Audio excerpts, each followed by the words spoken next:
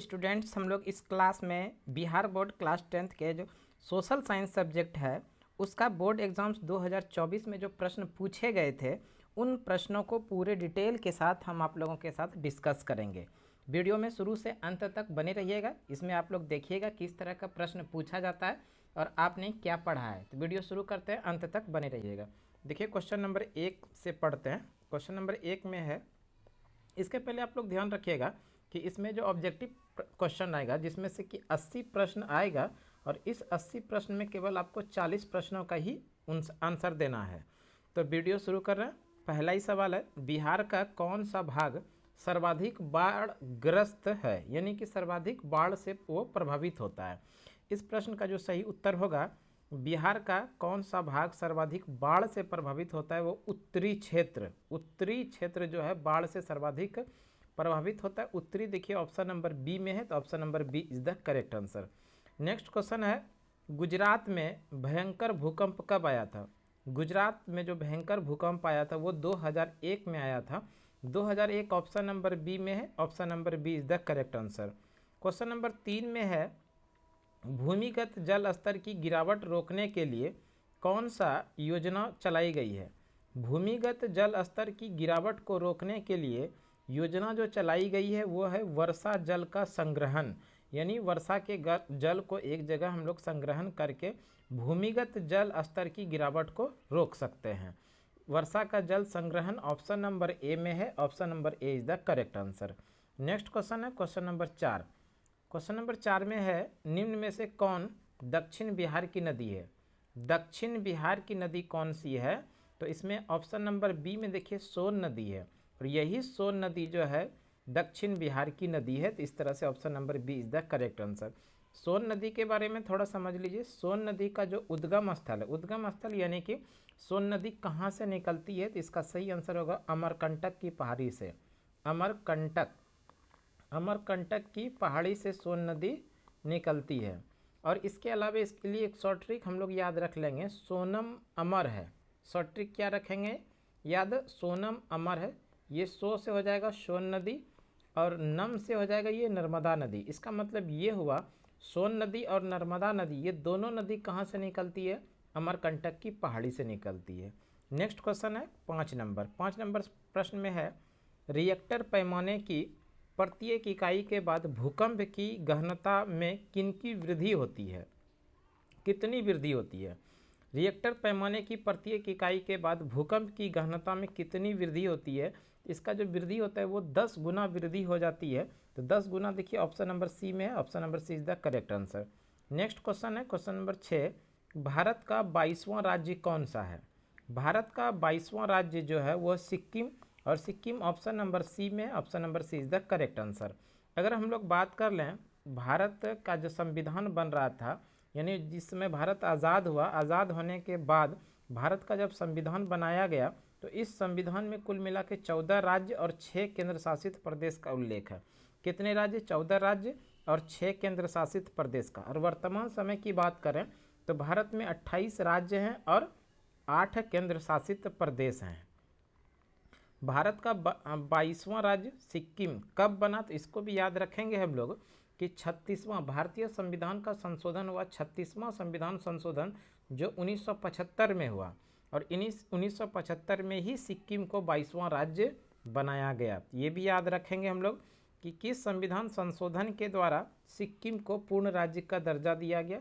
तो 36वां संविधान संशोधन 1975 के द्वारा सिक्किम को 22वां राज्य बनाया गया। सिक्किम ऑप्शन नंबर सी में, option number C is the correct answer. Question number 7 में है, 1974 के जनसंघर्ष को किस नाम से जाना जाता है? 1974 ईस्वी में जो जनसंघर्ष हुआ था जिसके प्रमुख नेता थे जयप्रकाश नारायण, इनके ही नेतृत्व में ये जनसंघर्ष हुआ था। इनको संपूर्ण क्रांति के नाम से जाना जाता है। संपूर्ण क्रांति ऑप्शन नंबर बी में है, option number B is the correct answer. Question number 8 में है, मुद्रा बैंकिंग संचार जैसे मामले किस सूची में रखे गए हैं?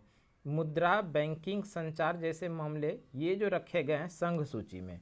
संघ सूची ऑप्शन नंबर ए में है, तो option number A is the correct answer. इसको भी हम लोग ध्यान रखते हैं, ये संघ सूची क्या होता है? तो ध्यान रखना है हम लोगों को, संघ सूची जो होता है जिसमें कानून बनाने का अधिकार केंद्र सरकार को होती है, और राज्य सूची में कानून बनाने का अधिकार राज्य सूची में होती है, और समवर्ती सूची में कानून बनाने का अधिकार है राज्य और केंद्र दोनों को मिलाकर, दोनों मिल करके समवर्ती सूची के विषय पर कानून बनाती है, और इसमें इनमें से कोई नहीं। तो प्रश्न का सही आंसर हो जाएगा मुद्रा, बैंकिंग, संचार जैसे मामले किस सूची में रखे गए हैं, तो वो रखे गए हैं संघ सूची में, जो ऑप्शन नंबर ए में है। तो option number A is the correct answer. Next question है क्वेश्चन नंबर 9, ओंस प्रकार है किसका? ओंस जो है ये एक धान का प्रकार है, और धान देखिए ऑप्शन नंबर बी में, तो option number B is the correct answer. Question number 10 में है, निम्न में से कौन किसी रेल मंडल का मुख्यालय नहीं है? कौन जो है किसी रेल मंडल का मुख्यालय नहीं है? बिलासपुर मुख्यालय है, हाजीपुर भी है, कोलकाता भी है। ये जो इंदौर है ये किसी रेल मंडल का मुख्यालय नहीं है, इसलिए प्रश्न का ऑप्शन नंबर सी सही हो जाएगा, इंदौर। अगर हम लोग बात कर लें भारत का रेल, भारत में सर्वप्रथम जो रेल चली थी 16 अप्रैल 1853 को भारत में पहली बार रेल चली थी। याद रखना है, भारत में पहली बार रेल कब चली? 16 अप्रैल 1853 को, जो मुंबई से थाने के बीच में चली थी, और दूरी जो था वो कुल मिला के 34 किलोमीटर की दूरी चली थी। तो इस तरह से इंपॉर्टेंट सवाल बनेगा, भारत में पहली बार रेल कब चली? 16 अप्रैल 1853 को, मुंबई से थाने के बीच में, कुल दूरी 34 किलोमीटर। साथ में ये भी याद रखेंगे, भारत में सर्वप्रथम यानी भारत में पहली बार जो रेल चलवाया था वो कौन चलवाया था? तो लॉर्ड डलहौजी का नाम जरूर याद रखेंगे। इसी लॉर्ड डलहौजी ने भारत में पहली बार रेलगाड़ी 16 अप्रैल 1853 को मुंबई से थाने के बीच में कुल 34 किलोमीटर की दूरी को तय करवाया था। अगला सवाल है क्वेश्चन नंबर 11, निम्न में से कौन विशेष आर्थिक क्षेत्र पश्चिम बंगाल में स्थित है? निम्न में से कौन विशेष आर्थिक क्षेत्र पश्चिम बंगाल में है? तो ये है फाल्टा, देखिए ऑप्शन नंबर डी में, तो option number D is the correct answer. Next सवाल है 12 नंबर, दक्षिण भारत की सबसे बड़ी नदी घाटी परियोजना कौन सी है? दक्षिण भारत की सबसे बड़ी नदी घाटी परियोजना जो है वो है शरावती परियोजना, और ये शरावती नदी पर ये इसी का दूसरा नाम है गरसोप्पा जोग जलप्रपात, जो कर्नाटक राज्य में स्थित है। तो इस तरह से दक्षिण भारत की सबसे बड़ी नदी घाटी परियोजना है Sharavathi, option number B is the correct answer. इसके अलावा तुंगभद्रा की बात करें तो तुंगभद्रा ये कर्नाटक राज्य में स्थित है। हीराकुंड बांध ये महानदी पर है, और किस राज्य में है? उड़ीसा राज्य में। ये इंपॉर्टेंट है, इसको जरूर याद रखिएगा। हीराकुंड बांध किस नदी पर है? महानदी पर है, और किस राज्य में है? उड़ीसा राज्य में है। क्वेश्चन नंबर 13 में है, भारत में रेडियो का प्रसारण किसके द्वारा शुरू किया गया? भारत में रेडियो का जो प्रसारण शुरू किया गया वो जून 1923 ईस्वी में शुरू किया गया था। जून 1923 में रेडियो का पहला प्रसारण हुआ था, जो कि मुंबई रेडियो क्लब के द्वारा शुरू किया गया था। तो भारत में रेडियो का प्रसारण किसके द्वारा हुआ था? रेडियो क्लब के द्वारा। देखिए रेडियो क्लब ऑफ बॉम्बे के द्वारा ये शुरू किया गया था, जो ऑप्शन नंबर डी में है। तो option number D is the correct answer. साथ में ये भी याद रख लीजिएगा किस वर्ष? तो 1923 में। नेक्स्ट क्वेश्चन है क्वेश्चन नंबर 14, पर्यावरण संरक्षण हेतु पहला विश्व शिखर सम्मेलन कब आयोजित हुआ? पर्यावरण संरक्षण हेतु पहला विश्व शिखर सम्मेलन आयोजन जो हुआ 1992 में हुआ था। 1992 ऑप्शन नंबर सी में, option number C is the correct answer.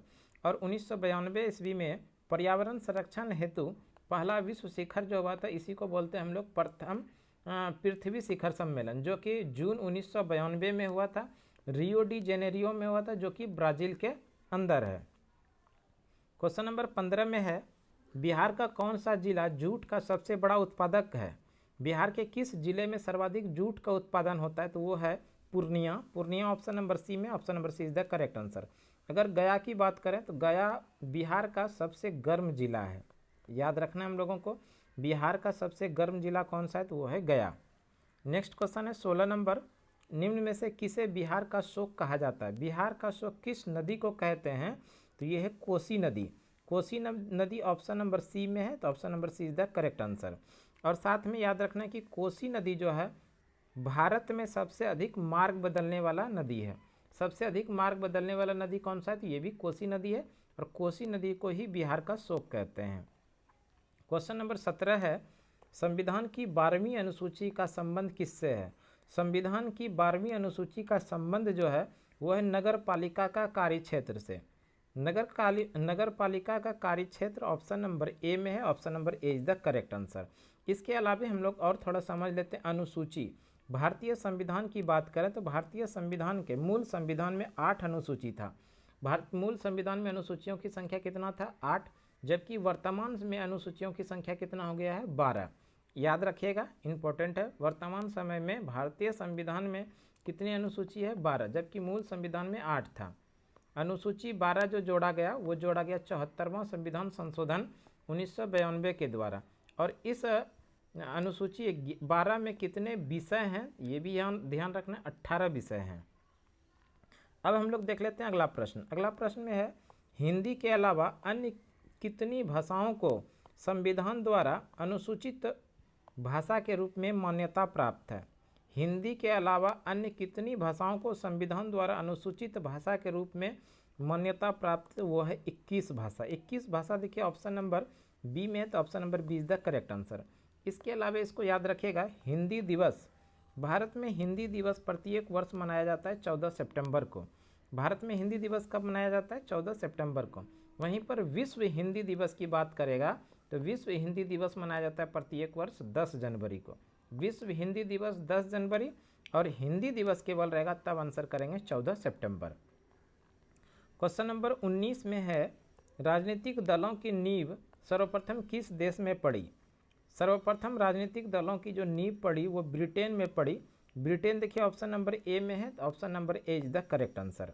Next question number 20 में है नर्मदा नदी परियोजना का संबंध किस राज्य से है? नर्मदा नदी परियोजना का संबंध किस राज्य से? नर्मदा नदी की बात करें तो नर्मदा नदी गुजरात, महाराष्ट्र और मध्य प्रदेश से संबंध है, और ये ऑप्शन नंबर सी में है, गुजरात, महाराष्ट्र और मध्य प्रदेश, इसलिए option number C is the correct answer.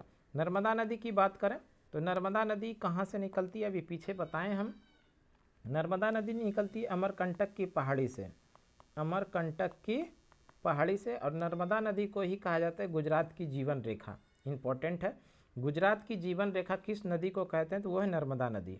Next question है 21 नंबर। 21 नंबर में है वेस्ट इंडीज़ संघ की स्थापना कब हुई? वेस्ट इंडीज़ संघ की स्थापना 1958 में हुआ। 1958 ऑप्शन नंबर बी में, option number B is the correct answer. Question number 22 है स्थानीय स्वशासन को संविधान के किस अनुच्छेद में स्थान दिया गया है?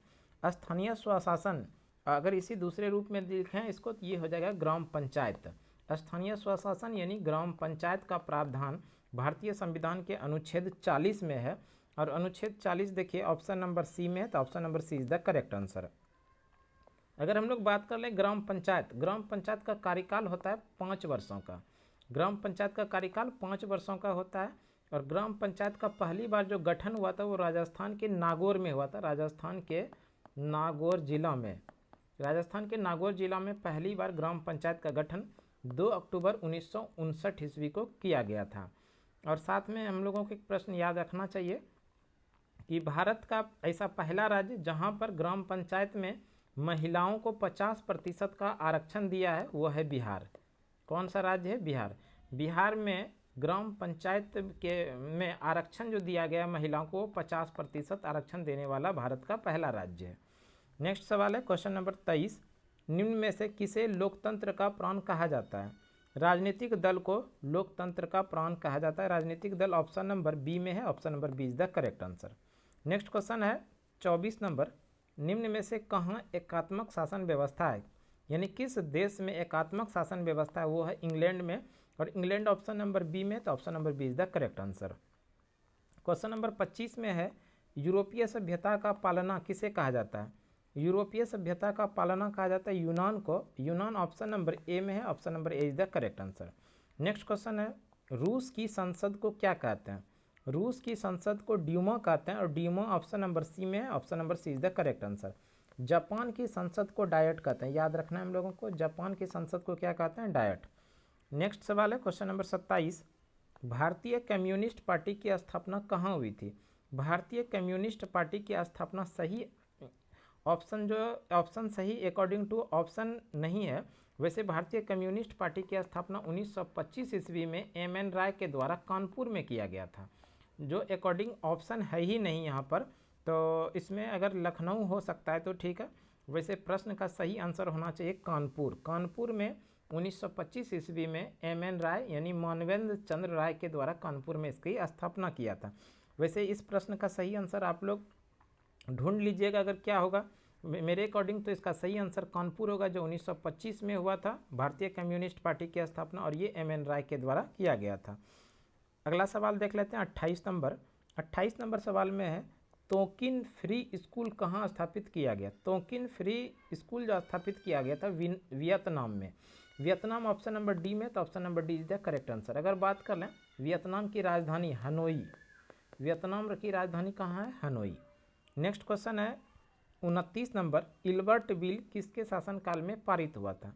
इल्बर्ट बिल जो पारित हुआ था ये लॉर्ड रिपन के शासनकाल में 1883 ईस्वी में ये पारित हुआ था। याद रखना है इल्बर्ट बिल किसके समय में पारित हुआ था, लॉर्ड रिपन के समय में 1883 में। Option number B is the correct answer. Question number 30 में है असहयोग आंदोलन का प्रस्ताव किस कांग्रेस अधिवेशन में स्वीकार किया गया था। 1920 ईस्वी का विशेष अधिवेशन हुआ था नागपुर में, और इसी नागपुर अधिवेशन में असहयोग आंदोलन का प्रस्ताव को पास किया गया था। तो इस तरह से ऑप्शन ए में है नागपुर, तो option A is the correct answer. अगर हम लोग बात कर लें असहयोग आंदोलन, ये असहयोग आंदोलन की शुरुआत 1 अगस्त 1920 ईस्वी को हुआ था और गांधी के नेतृत्व में हुआ था। उसके बाद असहयोग आंदोलनकारियों ने चौरी चौरा हत्याकांड हुआ था जो 5 फरवरी 1922 को हुआ था। इस हत्याकांड के बाद गांधी द्वारा पूर्ण रूप से असहयोग आंदोलन को स्थगित किया था जो 12 फरवरी 1922 को। नेक्स्ट क्वेश्चन है 31 नंबर, मुद्रण का प्रारंभ किस देश में हुआ था। मुद्रण का प्रारंभ जो हुआ था वो चीन में हुआ था। Option number C is the correct answer. Question number 32 में है इंडिपेंडेंस का प्रकाशन किसने किया था। इंडिपेंडेंस एक पत्रिका था जो अखबार है, और इसका जो शुरुआत किया था वो मोतीलाल नेहरू। क्वेश्चन नंबर 33 में है निम्न में से कौन पूंजी बाजार का अंग है। निम्न में से कौन पूंजी बाजार का अंग है, वो है प्रतिभूति बाजार। अब प्रतिभूति बाजार देखिए ऑप्शन ए में है, तो option number A is the correct answer. Question number 34 में है सहकारिता साख समिति।